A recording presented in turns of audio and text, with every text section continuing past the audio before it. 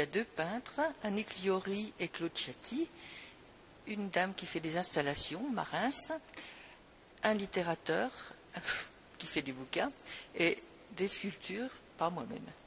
Je voudrais rajouter que les livres sont faits par Michel Liori. Cette sculpture s'appelle l'envol, multicolore, et qui est faite à base d'un personnage dupliqué plusieurs fois et positionné comme si elle allait bouger. Le veilleur, une petite sculpture en argile blanche. Pose, oui, une sculpture en argile bien massive, bien faite à partir de dessins faits en modèle vivant. Une femme enceinte, donc future maman, une grande dame de 78 cm de haut, qui sent la tête de son bébé.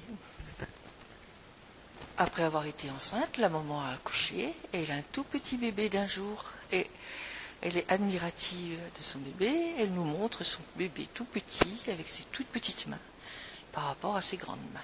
L'enfant a grandi, le bébé est beaucoup plus grand et la maman joue avec lui. Celle-ci, je l'ai appelée timidité.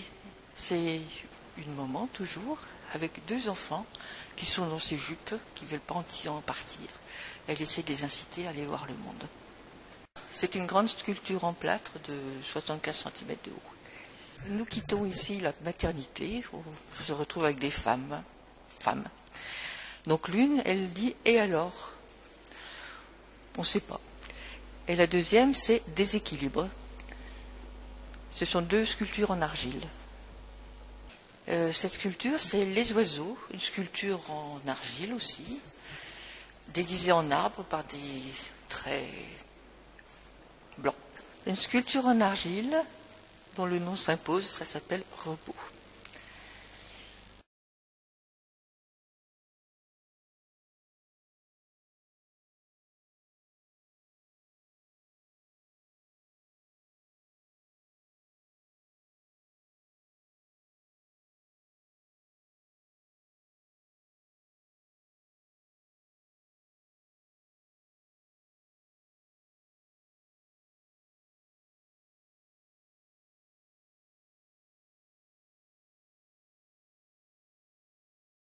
Toujours le repos, une femme sur la plage qui se bronze et qui est bien. Il est sur son transat, elle est parfaite.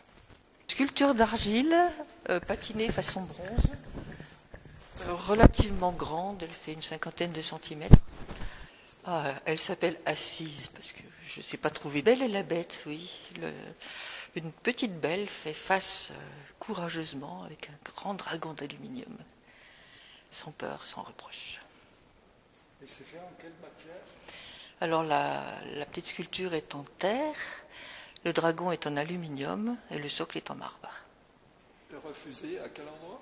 C'était en Bretagne. C'était en Bretagne. Cette exposition va durer jusqu'à la fin du mois. Elle est ouverte tous les jours de 9h30 à midi et de 2h à 17h. Et les gens qui sont intéressés pour venir voir ces pièces seront les bienvenus. Les gens qui sont intéressés par ailleurs par mes pièces en particulier peuvent me téléphoner au 06 31 31 48 54.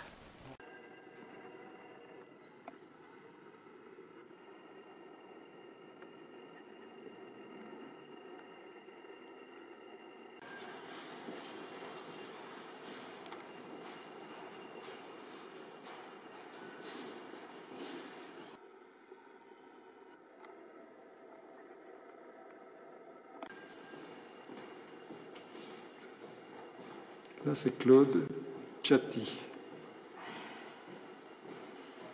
Dès le IXe siècle, une abbaye se caractérise par son plan régulier, rassemblant l'église monastique et les bâtiments, réfectoire, dortoir, salle capitulaire, autour d'un cloître, sorte de jardin entouré d'une galerie.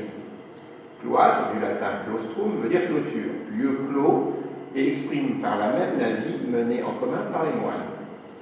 Le cloître sert de liaison entre les bâtiments, de promenoir pour les moines et pour certaines cérémonies, notamment les processions. À l'époque romane, on adopte le principe de galerie composée de colonnes et de chapiteaux sculptés, suivant un riche programme iconographique. Ce cloître de Saint-Genis-des-Fontaines a été construit au XIIIe siècle Sa particularité est d'être construit en marbre polychrome, le blanc de Cérès, le rose de Villefranche de Conflans et le noir des Corbières roussillonnaises. Vestidos a la rodilla, un grande, un coas, mi hombre, con quien casarte.